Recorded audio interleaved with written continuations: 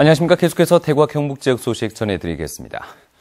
오늘 대구와 경북 지역은 대체로 맑고 포근한 날씨가 이어졌습니다. 낮 최고 기온은 대구 8.5도, 구미가 6.5도, 포항 8.1도, 안동 4.5도 등 어제와 비슷하거나 조금 높았습니다.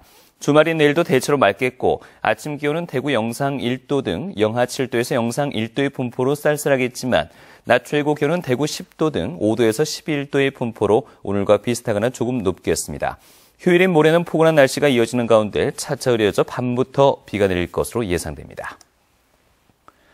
대구시가 처음으로 남북교류협력기금을 조성하기로 했습니다. 조성된 기금은 지역의 남북교류 민간단체를 통해 북한에 대한 인도적 지원에 사용될 예정입니다. 양권희 기자가 보도합니다. 지역에서 유일하게 생겨나 활동하고 있는 남북 민간교류단체입니다. 지난 2007년부터 북한 어린이에게 건넨 내복만 16,000벌이고 올해는 다음 달까지 지역에서 생산한 내복 10,000벌을 보내기로 하고 기금을 모으고 있습니다.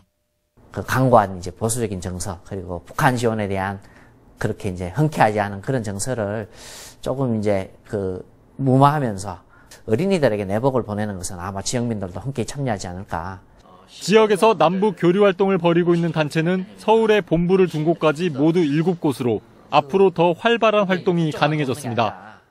대구시가 조례에 따라 남북교류협력기금 10억 원을 올해 처음으로 조성했기 때문입니다. 2005년에 만들어져 회의만 몇 차례 열렸던 조례가 지난해 개정돼 2019년까지 50억 원을 조성합니다.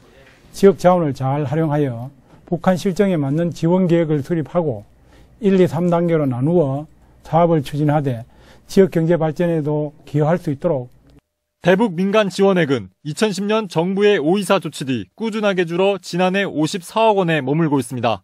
남북관계 개선이라든가 한반도 평화 통일을 마련하는 그런 시작점을 좀 찍고자 이런 민간교류 사업이 필요하고 대구시의 새로운 시도가 보수색이 짙은 지역에 새로운 변화를 불러오고 당국 간 대화의 마중물 역할까지 할지 주목됩니다.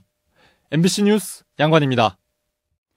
경기도가 구제역이나 AI 살처분 비용을 농장주가 그리고 위탁농장은 계열 사업자가 각각 전액 부담하도록 함에 따라 경상북도에도 이런 대책이 도입될 것으로 보입니다.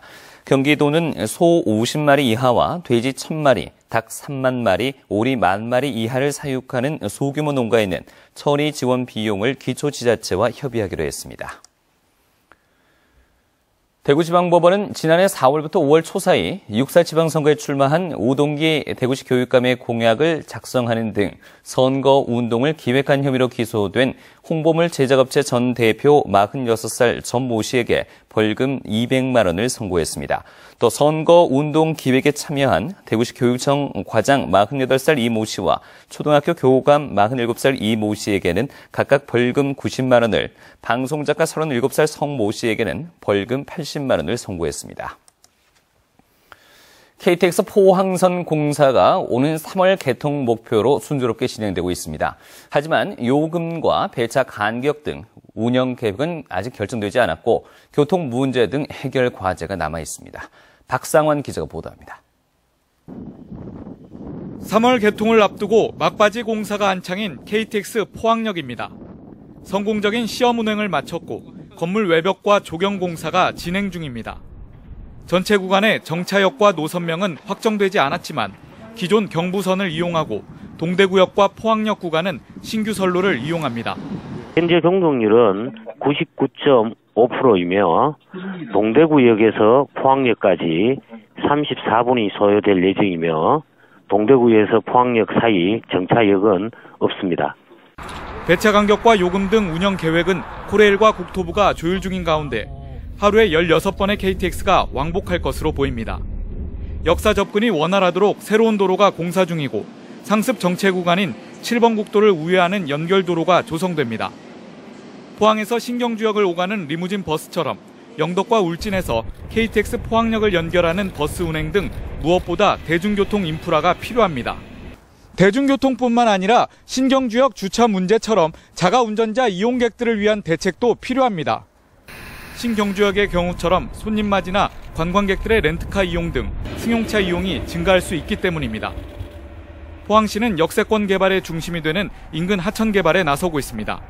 일부 한 6만여 평 규모의 역세권 개발 예정 지구가 있는데 거기에는 저희가 지방하천 국비를 많이 받아서 지방하천을 신속하게 우리가 개발함으로써 역세권 개발의 사업성이 보존될 수 있도록. 당초 개통일은 오는 3월 20일로 예정됐지만 호남고속철과 동시에 개통하려는 정부의 계획에 따라 개통이 연기될 가능성도 제기되고 있습니다. MBC 뉴스 박상환입니다. 최근 인천 어린이집 폭행 사건을 계기로 정부가 폭력 근절 대책을 내놓았지만 좀 더 근본적이고 현실적인 정책이 필요하다는 목소리가 높습니다. 내일 오전 9시 50분에 방송되는 시사톡톡에서는 어린이집 안전 대책은 무엇인지 전문가들이 토론합니다.